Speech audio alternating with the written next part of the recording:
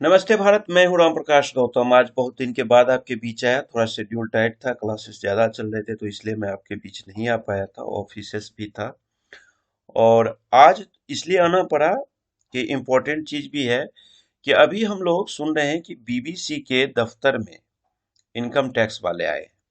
अब आपके दिमाग में ये सवाल आया होगा कि राम प्रकाश जी, आप द इनकम टैक्स वाले आए ही क्यों बोल रहे हैं? आप ये क्यों नहीं बोल रहे हैं कि उन्होंने रेड किया है या सर्वे कर रहे हैं या सर्च कर रहे हैं? तो मैं इस वर्ड को इसलिए यूज नहीं किया कि ये लॉ की चीज है, और टेक्निकल चीज पहले मैं आपको बताऊंगा, लॉ की बात बताऊंगा कि कौन सा वर्ड कहाँ यूज होगा। तो इसीलिए मैं अभी आपको सिर्फ कर रहा हूं कि इनकम टैक्स वाले बीबीसी के मुंबई और दिल्ली दोनों जगह पर उनसे मिलने आए हैं। सीधा शब्द में अभी मैं सीधा सीधी बात कर रहा हूं आपसे, ठीक है? अब इसको जानिए क्या है। अब यहाँ पे एक वर्ड आपको सुनने को आया होगा, ट्रांसफर प्राइसिंग। अब इनकम टैक्स एक्ट में ट्रांसफर प्राइसिंग जो वर्ड है वो इनकम टैक्स एक्ट के चैप्टर 10 में इसका डिस्कशन किया गया है। अब इस पे हम लोग अभी आपसे बाकायदा डिस्कस करेंगे, और प्रॉपर मैं एक काम करता हूँ, एमएस वर्ड ऑन कर लिया हूँ, इस पे मैं लिखते भी जाऊंगा ताकि आपको समझने में इजी होगा लॉ की चीजें को। अब यहाँ पे देखिए, transfer pricing law in India, इसको मैं ओपन कर रखा हूँ कि ट्रांसफर प्राइसिंग क्या होता है, इसका मीनिंग पहले आप लोग समझ लीजिए।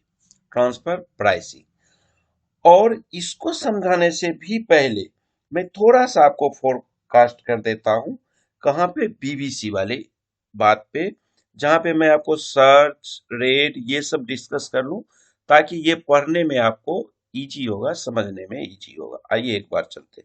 सबसे पहले बात जानिए, आईटी एक्ट 1961। आईटी एक्ट का मतलब मैं ये नहीं कर रहा हूं information technology act. IT act का मतलब मैं चर्चा कर रहा हूं इनकम टैक्स एक्ट 1961 की। इनकम टैक्स एक्ट 1961 में अभी जो चीजें हो रही है बीबीसी के साथ, वहां पे 3 सेक्शन कवर करेगा। एक करेगा सेक्शन 92, दूसरा करेगा, हम थोड़ा दूरी लेके चलते हैं, सेक्शन 132, और तीसरा करेगा सेक्शन 133। अब जो सेक्शन 92 है, ये क्या है ये मुझे जानना बहुत जरूरी है कि मैंने 3 सेक्शन लिख दिया तो सेक्शन 92 क्या कहता है सर? देखिए, सेक्शन 92 कहता है आर्म्स लेंथ प्राइजिंग, ठीक है? ये देखिए, यहाँ पे जब आप आएंगे इंटरनेशनल टैक्स पर जो है, यहाँ पे देखिए आर्म्स लेंथ प्राइजिंग जो है, आर्म्स लेंथ प्राइज, उसकी बात करता है। और सेक्शन 132 बड़ा इंपॉर्टेंट सेक्शन है। ये कहता है सर्च के बारे में। किसका सर्च? Income tax search. यहां मैं आईटी सर्च लिख दिया। और सेक्शन 133 ये कहता है इनकम टैक्स सर्वे के बारे में, आईटी सर्वे। क्लियर? आप समझ गए हैं? अब एक बार आइए देख लेते हैं। ये मेरा सेक्शन 92 मैंने ओपन कर रखा था आपको आर्म्स लेंथ प्राइजिंग के लिए। सेक्शन 132 मैं आपको search and seizure income tax act में बकायदा लिखा हुआ है। और सेक्शन 193 ये आपको सर्वे की बात करता है। अब हम लोग चलते हैं यहाँ पे। अब यहाँ समझिएगा, आर्म्स लेंथ प्राइस की बात मैं बाद में करूंगा। सबसे पहले करता हूं सेक्शन 132 और सेक्शन 133 की बात। सबसे पहले समझिए रेड और सर्वे में क्या डिफरेंस होता है। इंडिया में रेड बहुत कम पड़ता है, सर्वे ही ज्यादा होता है, ठीक है? रेड बहुत कम पड़ता है। सर्वे में क्या होता है, सपोज कर लीजिए, देखिए दोनों का जो ऑब्जेक्टिव होता है, सेक्शन 132 एंड सेक्शन 133 का जो ऑब्जेक्टिव है ना दोस्त, वो क्या है? वो है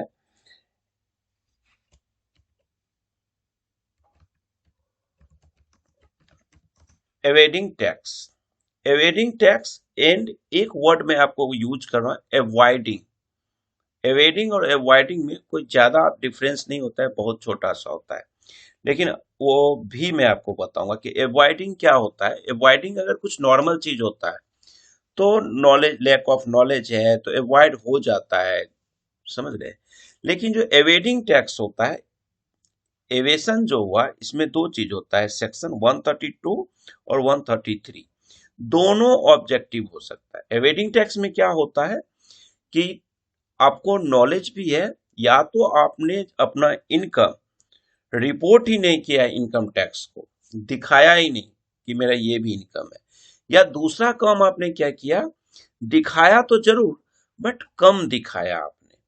तो यहाँ पे क्या हो रहा है कि अगर आपको लगता है इनकम टैक्स ऑफिसर्स को कि आप जानबूझ के ऐसा कर रहे हैं, बहुत ज्यादा बड़ा घपला है, तो वो आपको 132 सेक्शन लगा सकता है।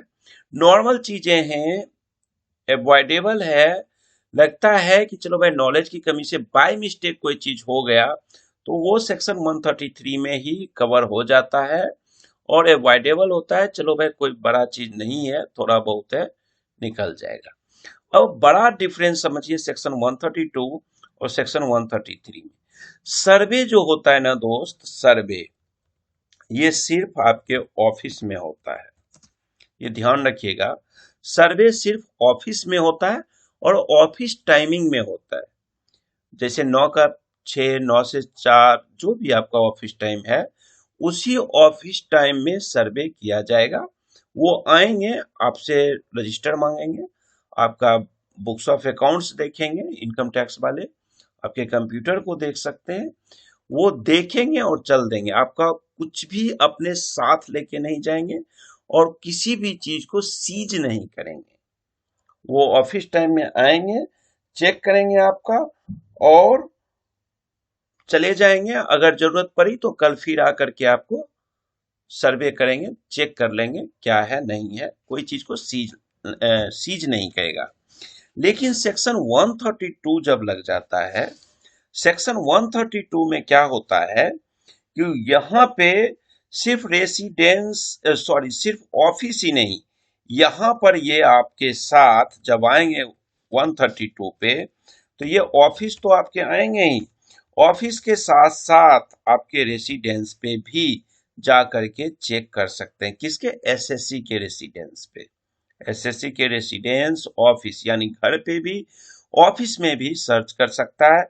उसके बाद भी अगर उसको लगता है कोई फाइल पे ऑब्जेक्शन है, सस्पिशन है, तो उसको वो सीज भी कर सकता है। ये जरूरी नहीं है कि आपको वो छोड़ देगा, ये आपको सीज भी कर देगा। क्लियर? आप समझ गए? अब आपको क्लियर हो गया है 132 और 133 क्या है। होपफुली आपका क्लियर हो गया होगा।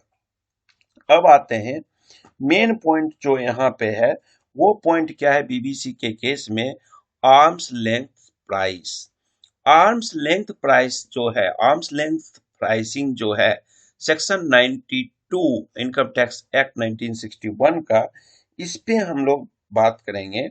अब इसको आप ट्रांसफर प्राइसिंग के नाम से भी जाना जाता है। आर्म्स जो लेंथ प्राइस है, इसको मैं बहुत अच्छा से एग्जांपल के साथ अभी आपको समझाता हूँ, बकायदा बहुत अच्छा से। तो थोड़ा सा आप मेरे साथ पेशेंस के साथ बने रहिएगा कि 192 क्या है, कैसे होता है, ये कैसे काम करता है, प्रॉपर समझिए। सबसे पहले समझ लीजिए ट्रांसफर प्राइसिंग क्या होता है। देखिए, ट्रांसफर प्राइसिंग, एक बार मैं पहले इसका बैकग्राउंड आपको बता देता हूँ, थोड़ा और मैं नीचे चलता हूँ ऊपर का जगह रह के।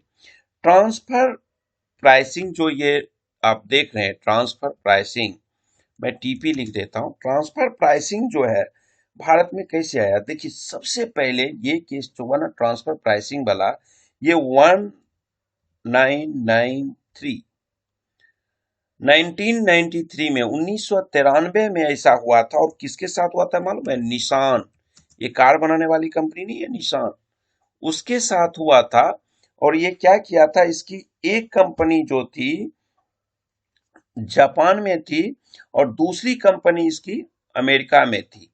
तो वहां पे ये क्या करता था, जापान में मैन्युफैक्चरिंग करता था और अमेरिका में बेच देता था। ठीक। दूसरी बार 1994 में 1994 में कोका कोला, सीसी में लिख देता हूँ, कोका कोला जो नहीं है, वो सॉफ्ट ड्रिंक वाला, कोल्ड ड्रिंक वाला, कोको कोला वाले ने क्या किया, ये कोको कोला वालों ने क्या किया, इनका यूएसए से जापान में करना शुरू कर दिया था। इन सब चीज को देख करके 2001 में इंडिया में कब आया, 2001 के बजट में इस चीज को लाया गया, जिसमें सेक्शन 92 से लेके, थोड़ा सा दे दो, मैं एसईसी लिख देता हूँ, सेक्शन 92 से लेकर के सेक्शन 92F तक चर्चा किया गया है इसके बारे में। ये आपका क्लियर हो गया। अब 2001 में आया था। अब यहां से समझिए कि ये ट्रांसफर प्राइजिंग होता क्या है, बड़ा क्लियर में समझा रहा हूँ ट्रांसफर प्राइजिंग के बारे में। अब हम आते हैं सेक्शन 92 पे। यहाँ आप थोड़ा सा ध्यान से समझिए। अगर आप लोग समझ गए तो इसको मैं डिलीट कर देता हूँ। आप ये क्लियर हो गया 132 133। अब यहाँ पे आते हैं, ये भी अगर आप लोग हो गया होगा,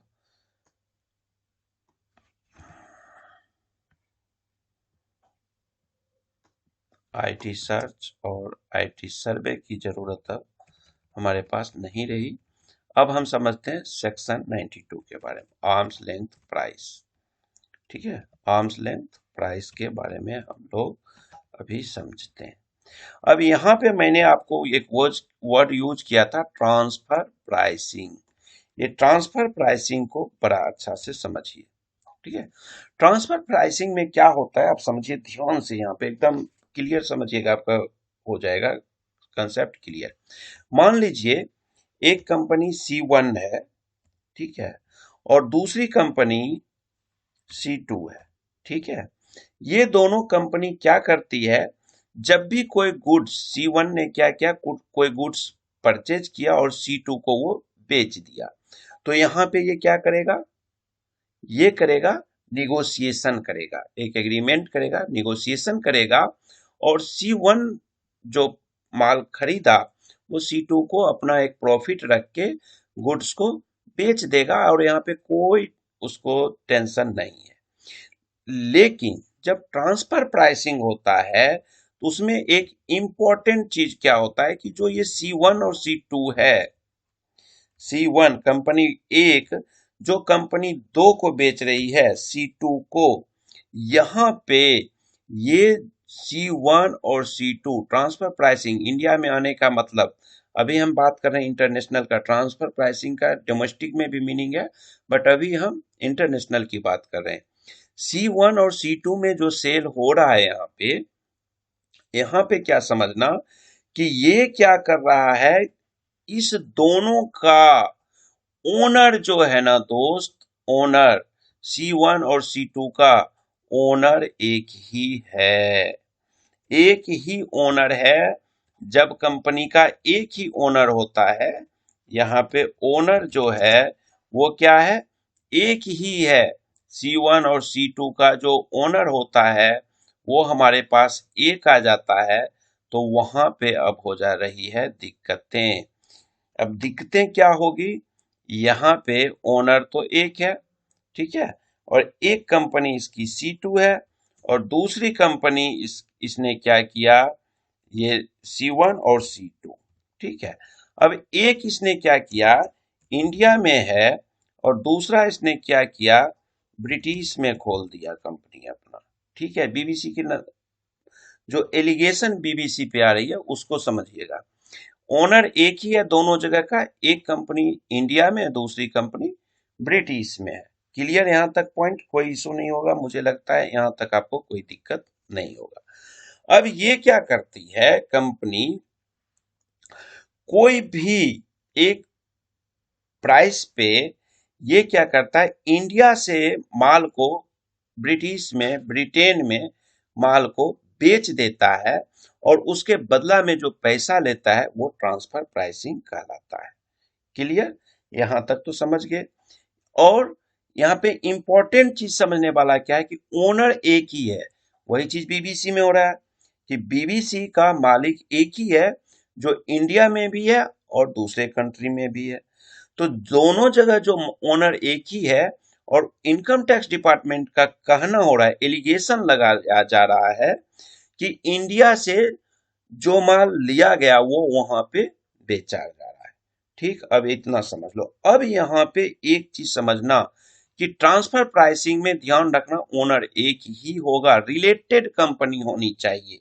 यहाँ पे डिफिनेशन में अगर पढ़ोगे भी तुम, तो यहाँ पर क्या लिख रखा है, यहाँ पे देखो वन, यहाँ देखो commercial transaction between the different parts of the multinational groups may not be subject to the same market force-shaping relation between the two independent firms. ठीक है, one party transfers to another goods or services for a price, that price is known as transfer price. यहां पे ध्यान रखना है कि अगर owner एक ही है, रिलेटेड कंपनी है, मैं ही मालिक हूं और मेरी ही कंपनी यहाँ पे भी है, इंडिया में भी है, और यूएसए, ब्रिटिश, कहीं पे भी, दो जगह है, एक ही मालिक का कंपनी है, तो यहाँ पे जो लेन देन हो रहा है उसको ट्रांसफर प्राइसिंग करते हैं। अब ये क्या करता है, अब मान लो C1 इंडिया में ये क्या करता है, किसी भी चीज को 100 रुपया में परचेज करता है और ब्रिटिश में ये कितना में बेच लिया, 1000 में बेच लिया, तो लाला मुझे ये बताना यहाँ पे इसको प्रॉफिट कितना हो रहा है, 900 रुपए का। कितने का प्रॉफिट हो रहा है, 900 रुपए का हो गया। ठीक, अब मान लो कि इंडिया में टैक्स रेट 30% है और ब्रिटिश में टैक्स रेट तो मान लो 10% है, 10% है। ठीक, तो यहां इसको प्रॉफिट तो हो रहा है 900 रुपया, लेकिन अब इसने क्या किया, दोबारा इस बंदे ने क्या किया, ओनर जो था इसने क्या किया, अगर मार्केट प्राइस के हिसाब से देखो तो इस बंदा ने करता क्या है, समझना है यहाँ पे, इस बंदे ने क्या किया, ये पी को मैं प्रॉफिट लिख देता हूं ताकि आपको समझने में सही रहेगा, प्रॉफिट। ठीक, प्रॉफिट 900 का है। ठीक है,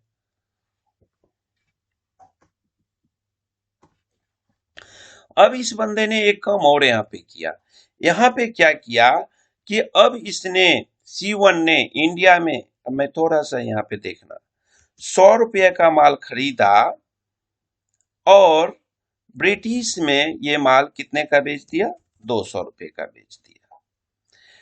कैसे बेचा, ब्रिटिश में ये किसी अन्य पार्टी को अगर डायरेक्ट बेचता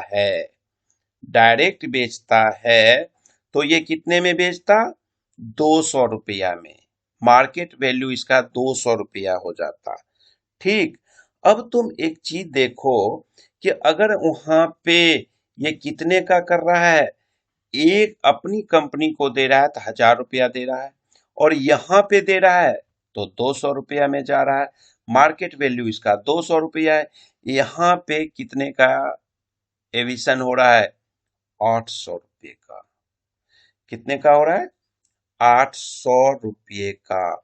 और यहाँ पे इसको प्रॉफिट कितना आ रहा है भैया, 100 रुपये का। प्रॉफिट 100 का आ रहा है, 100 का खरीदा और 100 में बेच दिया तो 200 का 100 रुपया का ही प्रॉफिट हुआ।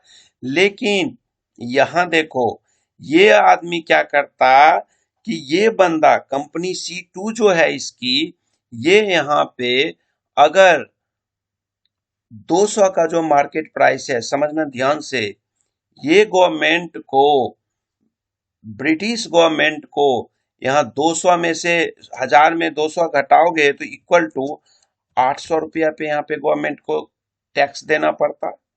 10% के हिसाब से अब ये टैक्स निकालता, 800 रुपये पे टैक्स देना पड़ता गवर्नमेंट को। लेकिन अब यहाँ क्या हो रहा था, जो ओनर यहाँ था ये 100 रुपया पे था, अब इसने परचेज ही 1000 में किया, 800 रुपया यहाँ पे गमन कर दिया गया। अब यहाँ पे देखो, जो आदमी 200 रुपया में परचेज किया, ये वाला पार्टी सेलर से, इंडिया के सेलर से, अगर बायर ने, ब्रिटिश का बायर, जहां पे इस दोनों के बीच आर्म्स लेंथ प्राइस नहीं चल रहा है, यानी कि यहाँ पे रिलेशन नहीं होता, तो यही माल को ये 200 में बेचता। और वो यहाँ के गवर्नमेंट को ये क्या करता, C2 1000 रुपया में बेचता तो 800 रुपये पे टैक्स देता, और यहाँ पे कह रहा है कि भैया मैं तो 1000 में खरीदा ही हूं। समझ रहे हो, यहाँ 900, यहाँ 800, ये अपनी कंपनी को 100 में खरीद के 1000 में बेच दिया। अब यहाँ पे देखो, in this view, point of view अगर तुम देखो, तो यहाँ पे 10% 800 पे जा रहा है। तो इस चीज को देख करके यहाँ पे लगता है कि बीबीसी पे ये एलिगेशन आ रहा है कि बीबीसी भी यही कर रहा है कि गुड्स को या सर्विसेज को, जिसका जो काम है, बीबीसी का जो काम है मुझे नहीं पता क्या करती है बीबीसी, क्लियरली बोलना सही नहीं है, क्योंकि इस पे अभी जो है पॉलिटिकल इश्यूज है। हमने सिर्फ अभी लॉ को समझा है कि ये हो क्या रहा है, क्या कहता है ट्रांसफर प्राइसिंग, क्या कहता है सर्वे, क्या कहता है सीजर, क्या कहता है सर्च, और क्या कहता है रेट। ये चीज हम लोग पढ़ रहे हैं अभी। तो हमें सिर्फ लॉ को समझना है कि ट्रांसफर प्राइसिंग, यहाँ पे आप इतना समझ लीजिए कि यही जो गेम आप देख रहे हो ना, 100 रुपये के प्रॉफिट, 800 रुपये के प्रॉफिट, 100 रुपये का परचेज, 1000 का परचेज, 200 रुपये का परचेज, यही इंपॉर्टेंट चीज बीबीसी के साथ हो रहा है। तो सबसे पहली बात, नॉर्मल, ये जो एग्जाम के लिए भी ये क्वेश्चन आपको पूछा जा सकता है, यूपीएससी वाला का के लिए भी इम्पोर्टेंट है, मेंस उसमें ये पूछा जा सकता है सवाल। बीबीसी अभी इम्पोर्टेंट ताजा चीज है। और जैसा कि मैं आपको बताया, दो तीन पॉइंट जो अकाउंट से रिलेटेड बनते नहीं है, जो टैक्स से रिलेटेड नहीं है, नॉर्मल एग्जामिनेशन की जो तैयारी करते हैं उनको सिर्फ ध्यान रखना है कि 2001 में ट्रांसफर प्राइसिंग को इंट्रोडक्शन किया गया है इंडिया में, और ये सेक्शन 92 से सेक्शन 92F तक कवर करता है। सबसे पहले 1993 में निशान जो कंपनी है उसने ऐसा घपलाबाजी किया था, जिसके कारण जापान और अमेरिका की कंपनी में हुआ था, तो बहुत लॉस हुआ था अमेरिका को। जापान से ये सेल करने लगा था, अमेरिका को देने लगा था अपनी कंपनी को। फिर 1994 में कोका कोला ने ऐसा किया था, यूएसए की कंपनी थी, और वो जापान में ले जा करके ऐसा करने लगा। तो इस चीज को देख के गवर्नमेंट को लगा कौन इतना लॉस सहे। तो इन सब, हालांकि इंडिया में अभी तक नहीं हुआ है, अगर ये एलिगेशन जो बीबीसी पे लगाया गया है, और अगर ये एलिगेशन प्रूफ हो जाता है, अभी तो एलिगेशन कहिएगा, अगर ये प्रूफ कर दिया जाता है तो इंडिया का ये पहला केस होगा, शायद मुझे लगता है। अगर आप लोगों को पता हो तो कमेंट बॉक्स में बताइएगा, या आप मुझे व्हाट्सएप कर दीजिएगा। कहाँ पे व्हाट्सएप करना है जी, नंबर है पता आप लोगों को? नंबर तो पता ही होगा दोस्त। तो आप मुझे व्हाट्सएप कर दीजिएगा 8448610923 पे, कि अगर एलिगेशन प्रूफ होता है तो शायद इंडिया का ये ट्रांसफर प्राइसिंग का पहला केस बीबीसी के साथ होगा। तो चलिए, इस वीडियो को मैं खत्म करता हूँ। आई होप कि आपको पसंद आया होगा, और पसंद आए तो लाइक कर दीजिएगा, और दोस्तों में जानकारी के लिए भी शेयर करिएगा। Thank you, bye bye.